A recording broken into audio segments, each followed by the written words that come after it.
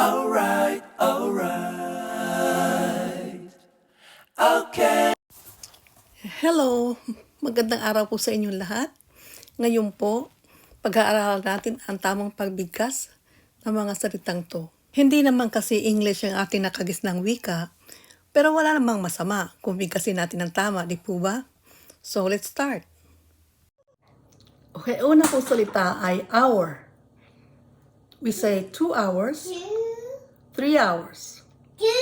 Kadalasan po kasi binibigkas natin ng R. Ang tama pong pagbigkas ay hours. Hour. 1 hour, 2 hours. Hindi po R.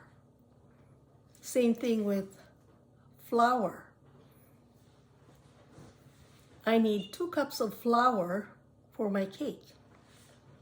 Hindi po 2 cups of flour. Yan ang karamihan ko naririnig, flour. Pero flour po yun. Flour.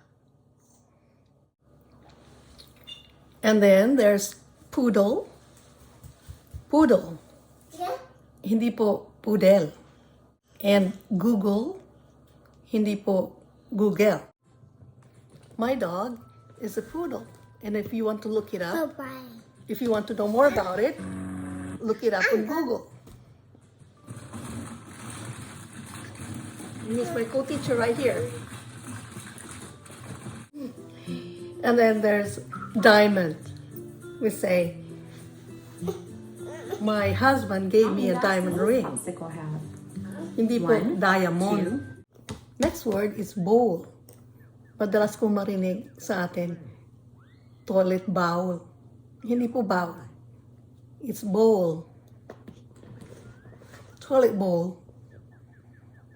And then, there's the word February. It is February. Hindi February. We pronounce words and we say proper pronunciation. Pronunciation. Not pronunciation, but pronunciation.